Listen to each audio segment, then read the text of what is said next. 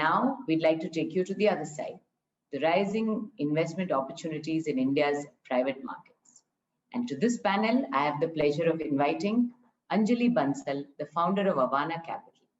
Avana Capital invests in and provides scaling up support to innovation-led startups for catalyzing impact at scale while delivering commercial returns. Anjali has invested in and mentored several successful startups, including Delivery, Urban Clap, Darwinbox, Nykaa, and Lenskart. She's closely associated with Niti Aayog's Women's Entrepreneurship Platform, Digital Solutions, and is also a mentor to the Atal Innovation Mission. Anjali serves as an independent non-executive director on several leading boards in India. She is the former non-executive chairperson of Dena Bank, appointed by the Government of India to steer the resolution of the stressed bank, eventually leading to the merger of the bank with Bank of Baroda. She has previously chaired the India board of Women's World Banking and is on the managing committee of Indian Venture Capital Association. Privileged to have you here. Welcome, Anjali. Second member on our private investments panel is Karthik Reddy, the co-founder and managing partner at Bloom Ventures, one of India's leading early-stage venture funds. Bloom focuses on seed to pre-series A stages of funding and has made over 100 investments in its 8-year history across multiple funds. Bloom is now investing from Fund 3 starting 2019. At Bloom, Karthik has led the majority of the investments and advises and serves on the boards of some of the leading investments at the firm: Servify, Belong, Zopper, Exotel, Grey Orange Robotics, Unacademy, Healthify Me, and Rail Yatri, among other emerging stars. Bloom has scored significant exits from 2015 through 2018, the most prominent of which are Metal to Mercer Consulting, Minjar to Nutanix, Runner to Zomato, Taxi for Sure to Ola, Promtech to Havels, and ZipDial to Twitter. Karthik is an alumnus of IIT Roorkee, IIM Bangalore, and the Wharton School at the University of Pennsylvania. Pleasure to have you with us, Karthik. Welcome. And once again, to moderate this panel and to get some wonderful insights from our panelists, I request A. Pramod Kumar, a member of our board, to take over. Hello, everyone. We are now moving from discussing public markets to discussing private markets. We've got to change gears, obviously. The speed, innovation, and disruption we see in the startup and the private equity space is of a different magnitude. The private space today represents innovation, disruption, and problem solving at scale. India today, I understand, has the third largest startup ecosystem. A significant part of India's growth now is captured by businesses that are not part of the public markets or were not even in existence for 10 years ago. Private markets don't only play a part in the startup ecosystem, but have emerged as a significant provider of growth capital even for mature businesses. An example, last year we saw large and iconic private equity players provide growth capital to Reliance Jio and Reliance Retail. Today, we have on our panel experts who have in-depth view and experience in the startup ecosystem and private equity space as investors. I look forward to getting their perspective on the current state of the private equity markets, startup ecosystem, current and emerging opportunities that they see and likely to invest. Let me start with you, Anjali. You have experience both as a growth capital investor and now as an early stage investor. How has the private investing space evolved over the last few years, and what are the big areas of opportunities? Also, if I can wrap another question into it, is it going to be dominated by a few sectors, or is the investing space going to become a lot more broader and wider? Thank you, Pramod, and thank you to United Way Chennai. I'm delighted to be here with all of you. And I actually want to hear more from my friend Karthik also. But let me start first. I think the PE VC space in India, if I were to put the private capital space now, is probably close to 20 years old. And we are sitting at sort of horizon 3, in my view. We had the early 99-2000 vintage, the dot-com era. Then we had the 2005 to 2008, very classical, significant minority growth investing. And then for the last 5 to 7 years has been a period of tremendous and absolutely wonderful innovation, both in the types of investment as well as the types of businesses that can be created. And where we are today is actually probably one of the most exciting periods ever, because we have with us the largest digital network, digital infrastructure in the world, thanks to private players like Jio. We are also sitting on the, again, unprecedented creation of digital infrastructural rails, say UPI, India Stack, and a bunch of other similar rails that are getting built in spaces like education, farm, healthcare, and so on. So the time has never been better. Innovation and disruptions are actually two sides of the same coin. You don't necessarily need to be disruptive, so to speak. And some of the biggest value creators have been businesses which are old businesses, but are being done in a new way. In my own portfolio, if I were to look at companies like, say, a Delivery or an Urban Company or a Nykaa, these are not new business models per se. You know, logistics has been around ever since business has been around. Home services, beauty services, again, old. We have an insurance broker, we have a lender in our portfolio. And all of these are not only creating tremendous value, but also creating impact and social change at scale. That may not have been the purpose, but those are very positive, unintended outcomes of businesses. So short answer, how has the space evolved? I think space has evolved where today you have business models that can be created and accelerated rapidly because there is better infrastructure available. There is a lot of regulatory policy support for startups. You know, we always feel not enough, but at least it is there and it is moving in the right direction. And finally, we are creating this whole generation of wonderfully talented, smart, aggressive, hungry, ambitious entrepreneurs, which wasn't there 10 years ago. I mean, 10 years ago, you didn't have people coming out and saying, I'm going to be an entrepreneur as a career choice. Today, it is absolutely acceptable. And in India, the litmus test is always, can somebody get married if they're an entrepreneur? In yes, they can. That's a good way to measure whether we, as a society, welcome entrepreneurs. Anyway, Karthik, I want to lead into the same theme that Anjali closed up with. You work predominantly with entrepreneurs in the early stage. My question to you is, how have entrepreneurs changed? From the outside, it seems that there is a greater sense of belief, ambition of scale. How do you as an investor harness this entrepreneurial spirit?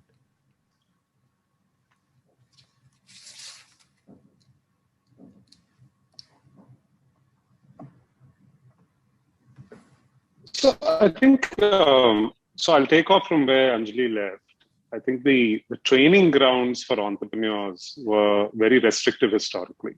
So, and so they goes to actually having the facilitation to train startup entrepreneurs and over the last 10 years, right? So when we started Bloom exactly 10 years ago to the quarter, the founders would come from Infosys, Wipro, Google Labs, Yahoo's outsourcing center in India. That was the talent you had. Nothing wrong against those entrepreneurs, but those were the training grounds. Today, they come from Ola, Uber, Meesho, etc. And we say, what's your experience? And they say, we built out 20 cities in 2 years, right? And you didn't have this pace and velocity. And that capital comes from folks like us. I mean, much larger players. We initiate that journey, but it's fantastic to see that kind of confidence being placed by both Indian and overseas investors into the entrepreneurial ecosystem. And that creates a very different set of possibilities, right? And so I think the big shift is we're not stuck in the pre-2000 era of entrepreneurship being limited to who you were born to, right? Or micro entrepreneurship, which is like, my sustenance in a small town being an insurance agent or a small shop owner or a small business. So each one of those businesses now, with the help of technology, can then be made to become a massive platform. And if you have, the right education, the right networks, the right skills, and you have that ambition of, we call them the sort of the Virat Kohli Dhonis of the corporate world in some sense, right? They didn't have anything on a platter, but they're willing to challenge the status quo, and they're willing to learn, and they're hungry enough to be trained by what the ecosystem is willing to give them. And I think that's the big shift, right? And so, India is replete with such stories. I'm not saying that you didn't have that from the 70s or 80s, but the velocity at which you're able to create that has changed dramatically. And there's private risk capital willing to take that kind of a bet on these kind of entrepreneurs. And there are two streams to your sort of first question, and of what problems they're solving. Sometimes they are able to imagine problems of the next 500 million users who've come on to the sort of the main highway. They were all sitting in side roads so far in an analogical sense, and therefore solve problems of things like education, agriculture, healthcare, financial services, the way things were not solved before, right? And incredibly so, the solutions are actually, a huge, much higher factor of impact for such audiences than for you and me, right? We are spoiled for choice. We get like 10 insurance players. We have somebody advising us. You have 10 bank choices. You have everything at a doorstep in an urban infrastructure. Not true for most people outside of these realms of, income, geography, etc. And internet and technology becomes that leveler. So I'm tempted to use the 14-year-old or 15-year-old phrase of Mark Andreessen, right, where he said, "Software is eating the world, or will eat the world," and it felt like so distant from an Indian context, right? It's like, oh, that's such an exotic Western thing to imagine. And interestingly, I think for the first time, maybe you should adapt it and say software in India is going to eat COVID. But basically, I think it's been a sort of a life-changing moment in the last year. The acceleration to sort of improve business processes and efficiency and make us a far more robust economy has kind of kicked in the last year more dramatically than ever before. And all the infrastructure elements of that have come into place. So I think now solutions actually reach 500 million people far more punchy way than just catering to the first 100 million who were on the internet, which was the first 14, 15 years of that 20-year journey.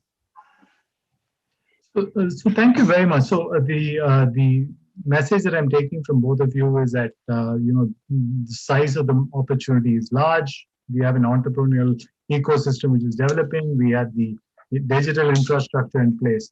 So without laboring the opportunity set, let me quickly switch on to the wearing a hat of an investor. Fundamentally, still we believe, from at least what we know of, venture investing in private equity, has it reached a stage in India to be considered as a permanent asset class? Should investors consider it as a permanent asset class for them? As the ecosystem developed, for them to consider that. And I like this, both your perspectives on this question.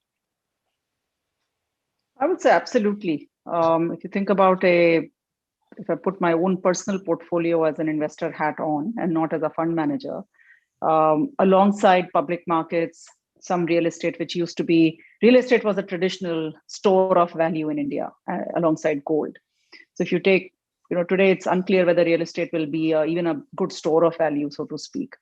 But alongside your public markets, some debt instruments for savings, some real estate, maybe gold, the acceleration in returns actually comes from taking riskier bets. And those riskier bets come from the innovation and largely technology-led innovation ecosystem. So investing in startups, we are seeing a proliferation of angel networks, both formal and informal. And one of the other things that has happened alongside everything Karthik and I have mentioned earlier is the development of a very sophisticated capital stack. So today there is capital available for a startup at every stage. There is seed money, the friends and family seed money. Then there is organized angel money through angel networks and angel syndicates and platforms like an AngelList or Let's Venture and so on. And then you get to venture capital and Series A, Series B, and then growth, and then very large late stage, growth stage investors, in fact, into. So as an individual, should you consider investing in startups or VC type opportunities, which is possible today, again, because we have the AIF mechanism that has been created by SEBI? Absolutely, but only if it comes out of your portfolio that is set aside, the network portfolio set aside for relatively long-term, relatively illiquid, high risk, but also high return asset class. Karthik, your perspective? So, yeah, I'll add to that. I mean, I've been asked this question recently. Obviously, this has caught on a little bit more of a buzz in the last 12 months, right? I've lost count of the number of people who've said they've opened accounts and are trading tech stocks in the US because they don't get as much availability of tech exposure in India. So they're using their, LRS to actually play a few $100,000 there. Smart thing to do. I think so. 2-3 things are changing, right? I think the ability to evaluate startups or understand them, there was no end state benchmark for most people. And if you see the handful of companies that went public, they've actually done remarkably well in the last 12 to 24 months. I don't know if you realize this, that IndiaMart is 10x from when it went public in terms of valuation, right? And so to see that sign of, of robustness in these kind of companies in the public markets is the eventual holy grail, right? And I think we're on the verge of that. So you can wait for that perfect moment, or you can even just sit in the public markets and invest on them, or you can essentially start taking graduated bets, like Anjali said, down the value stack from IPO all the way down to seed investing. It's everyone's risk appetite is different. Everyone's attention span is different. So clearly, I mean, Gopal, I think, is in your audience, Gopal Srinivasan. It's remarkable that he pulled off a 2,000 crore fund only from domestic capital, right? Our first fund 10 years ago was 100 crores, only domestic capital. So there is, I think, sort of curiosity. There is not confidence yet. It's changed dramatically in 10 years. I think people are beginning to see capital back in various forms, both private investing and fund investing. And yes, it's not any wealth advisor, and you do this for a living, Pramod. So anyone will tell you that it's an asset. It's a percentage of assets that you put aside because it's a very long-term illiquid asset, irrespective of whether you take direct or fund investing. And in the US, the endowments have learned this business. They're, by the way, never supposed to lose money, right? They're custodians of money. But those percentages have gone up from 5, 6, 7% to 14, 15% today in private equity and venture. So why shouldn't a large family office, which is protecting wealth and creating wealth for the long term, behave in a very similar way? When you actually don't have to be a $10, $20 billion endowment, you can be 100 crore. If you're a sort of a well-established, wealth bucket at an individual or a family level, it's definitely something you need to start thinking about and how to allocate or begin to allocate. And then I think over this decade, I would be very surprised if the asset class doesn't outperform and meet up to its risk, score that it demands greater returns. And then slowly, I think those percentages of allocation will improve for most large Indian families. That's my intuitive gut. Right. So we've got a great opportunity set. We've got good entrepreneurial ecosystem, and now we've got we've got the ecosystem developing for investors to invest. Generally, when I talk to investors and clients, they always tell me, ask me to find out what the venture capitalists are investing or what they see of the future. So just to wrap things up and make things exciting, I'd request each of you kind of throw a few areas in which you think the size of the opportunity for in the Indian market and therefore for Indian investors would be good. And then we can have your closing comments on the whole sector. So Pramod, as I've mentioned earlier, I'll have to get off shortly. So if Karthik, I'll go quickly first. See, I think there is no space in India that is fully penetrated and mature, right? Every space in India is underpenetrated: financial services, healthcare, education, now with policy support, farm to fork. So there's opportunity for innovation and consequently in startups and investment and generating returns in pretty much every space. As an investor, both individually and as a fund manager, we have to decide which are spaces we understand and we actually want to participate in. So I'm personally still excited about fintech, but more fin and then tech. So understanding that credit means giving money and then getting it back versus just giving it away. So, one of those things. But financial services in India, particularly Bharat, is quite underpenetrated. People like us have a lot of choice. People like them often don't. I think we will see the next wave of education and innovation there. We've seen some very large scale companies break away, the Byju's and the Unacademies and so on. Next wave has to come. We have to find ways to get education be more accessible and thus business models get created. Similarly with healthcare, COVID has been a tremendous accelerator of digitalization across not just consumer behavior and payments, but also enterprises. So consequently, enterprise SaaS will see lots of opportunity in India and then using India as a springboard to actually go global as well. And we are starting to see companies do that quite effectively.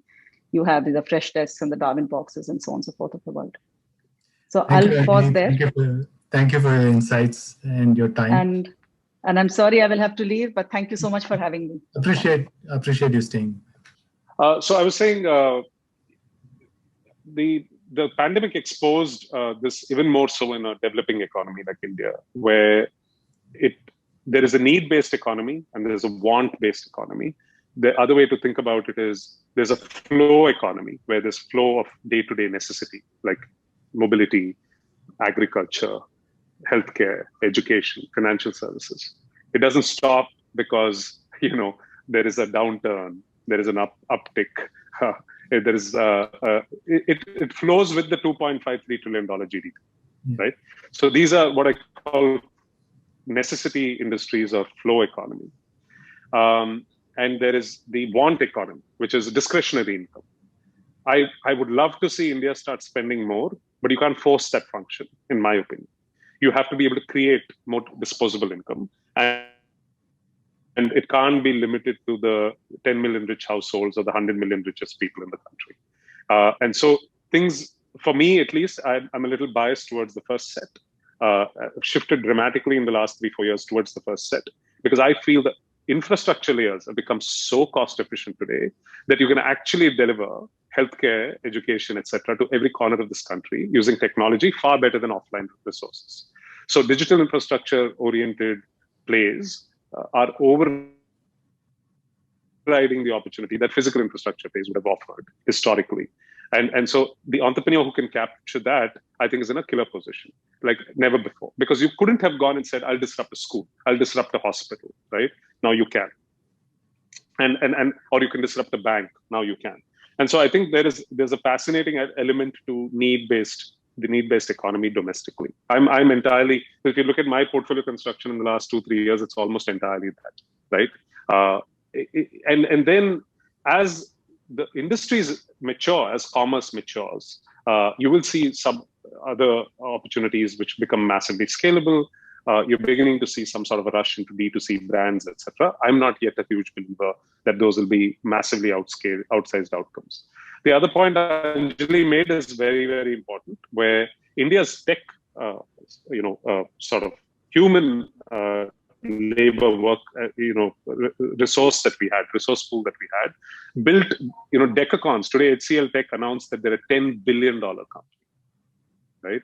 How can we build a dozen of those and not build a single product company which is worth $1 billion? So we used to keep arguing this. And as she pointed out rightly, we're on the verge of seeing the first 4, 5, 6, 7 unicorns in B2B, building global products out of India. And I think this decade is going to mark a phenomenal shift from services to products, where we will build dozens and dozens of these, which means you take Indian talent and say, who's stopping us in a borderless economy to build great software products and sell globally? And so both are phenomenal opportunities. And we've, I put my money where my mouth is. My portfolio is almost, for the last 7-8 years, divided 60-40 in this ratio. So we don't think of India only as an opportunity. We think of Indian customers as an opportunity and Indian technology entrepreneurs and that base as an opportunity to go global. So thank you, Karthik. We'll end on the exciting note that India is going to produce these big companies, unicorns, great opportunities. I'm just reminded by the fact that when I started my career about 30 years ago, we pretty much did not have too many asset classes. Now we have these traditional asset classes innovating. We've had new asset classes like private equity becoming part of mainstay. So while markets will go up and down, I think it's a great time to be an Indian investor as much as it is a good time to be an Indian entrepreneur. So thank you very much, Karthik, and thank all the panelists on behalf of United Way Chennai. Over to you, Meenakshi. Thank you, Pramod, for moderating those two panel discussions. Very enlightening, very lively discussions have added a special flavor to this year's event.